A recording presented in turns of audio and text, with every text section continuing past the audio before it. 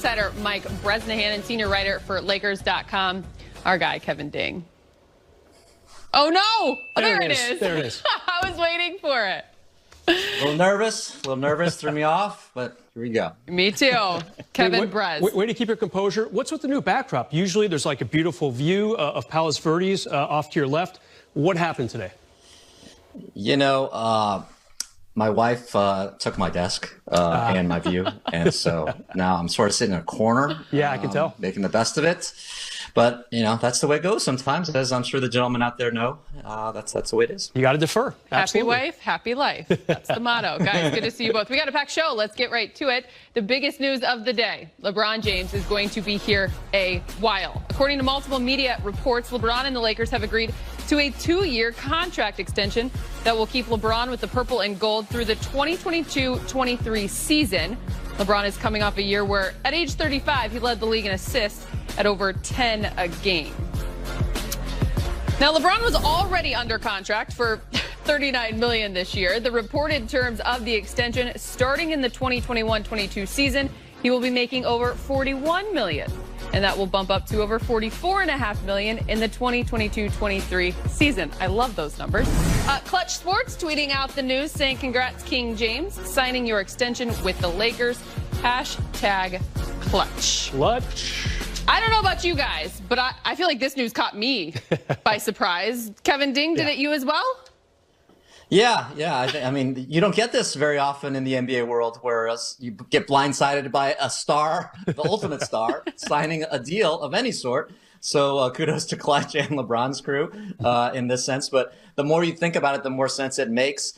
If LeBron is this comfortable, this happy with the Lakers family, then it makes sense. He can make a little bit more money by extending it now based on the collective bargaining agreement arrangements. But the gist of it is that he's not desperate, but eager to lock himself in with this new Lakers family. And more than anything else, it's a testament to what a great year they had together. As much crazy stuff has happened, right? It brought LeBron closer to the Lakers family, and here's the result is moving forward. Yeah, the extension I was expecting from a Clutch client was Anthony Davis any day now. They've been talking about that for a while now. And yeah, definitely very excited by this, but also definitely surprised by it.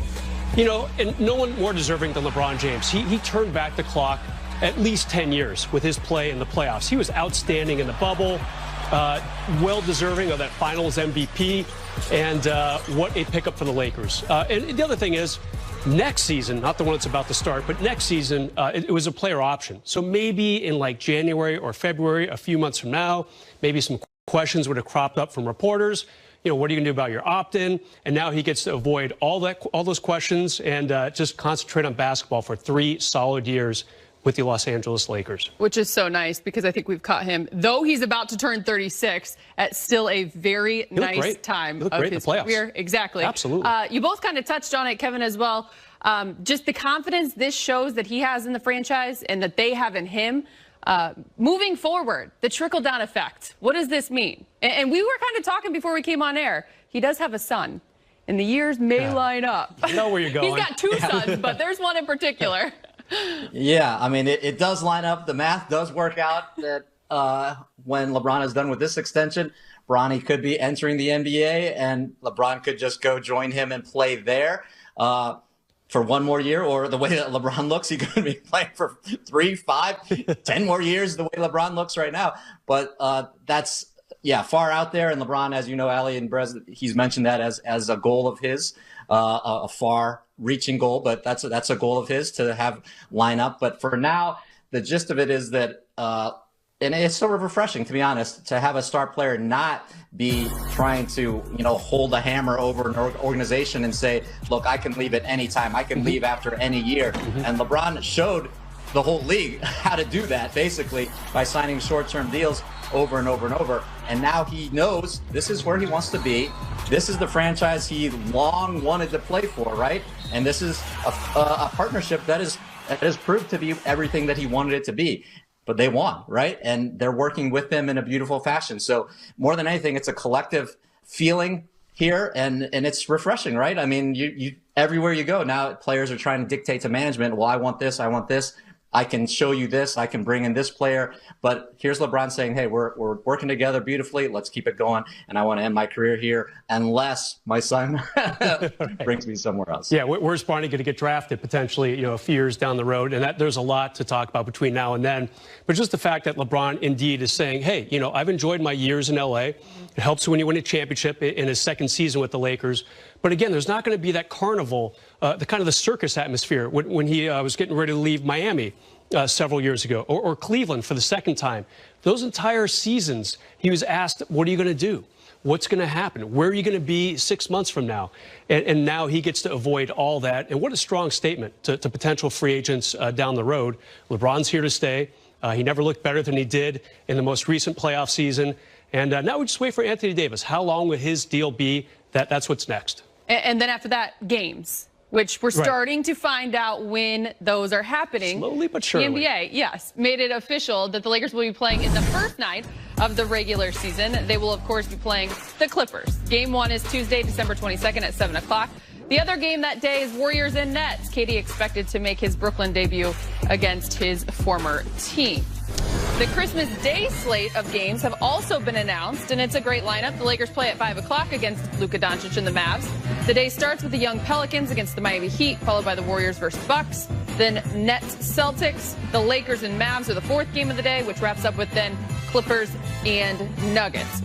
Talking with me and Richard Jefferson on the Road Trippin' podcast, LeBron had nothing but praise for Luka's game. Luka is one of my favorite players in the NBA today. From the simple fact of the way I play the game is exactly how I love the way he plays the game. Team first, gets his guys involved. If you challenge me to score, I'm going to score. And at the same time, I'm going to score. And also, at the same time, I'm going to keep my guys involved. But I play for the team, and I'm going to play with a sense of joy. When Luka was going through his contract negotiations with Nike, and you saw him at one point, he was wearing Jordans. He started wearing the other brands. Other brands, you don't even say. Yeah, I don't say the other brands. So good at that. He was wearing the other brands on his feet during practices in Notion. I wanted to begin Team LeBron and have Luka as my first signing with Nike. Oh, wow. This is what I wanted. And I don't believe that my guys at Nike was ready for that. And obviously they were not, because he ended up going to Jordan. Yeah. And I don't even know if Luka knows this, but he would know it now. I wanted Luka to be the first signee of Team LeBron when he was going through his situation. And it didn't happen. He's still under the same umbrella of Nikes with Jordan, but I wanted him to be, and that's how much I believed in him. Yeah. And it's going to, I feel like it's going to haunt me a little bit. It's going to haunt you. But I wanted him to be my guy. I wanted him to be my first guy because I just love what he stands for. I love everything about him, both on the court and off the court. He's just a great guy. We're going to get to that sound in just a minute. But first, Lakers, Clippers, opening night. We knew that was coming, right? We didn't think anything else. I mean, the fans didn't get their Western Conference Finals matchup, so here it is. And they've already talked about it. They're going to use that as motivation. And they're excited about it, Bress. Yeah, for sure. Maybe it would have been Warriors-Lakers if not for the Klay Thompson injury. That was definitely a possibility, but now it had to be this game. Once the NBA revealed earlier in the week that it was going to be Mavs-Lakers on Christmas, it had to be Clippers-Lakers on opening night. And yeah, what a great way to pick up this season. Clippers, undeniably, just can't get over that hump. I mean, they won the first two regular season games against the Lakers last season, never beat them after that, didn't get a chance to face them after blowing a comfortable lead in the second round of the playoffs. What will happen now? Montrezl Harrell switching uniforms, going down the hall with the Lakers now. What will Serge Ibaka look like in a Clipper uniform? How much will LeBron and AD play? A lot of storylines potentially coming out of this, just this one game. And I think we'll talk about that a little bit later in the show, too. There's also a lot of talk about getting the rings on opening night, Kevin Ding. Some talk about maybe holding off the banner for later. Yeah, I like that. For the fans, but you got to look forward to that, too, against the Clippers, right? Right. And I think Jeannie was pretty clear about saying the banner will wait till there are fans there to share it with at Staples Center because, she views it as that type of feeling is necessary, right? It's not just the players that that were on the court that wanted. It was everybody together, and so that will wait. But the rings, absolutely, the players earned those and should deservedly receive them. And in front of the Clippers would be a little extra touch, right? But frankly, I think the Clippers should be delighted to be still included in the party, right? After their poor showing, I mean, they should be happy to be on stage.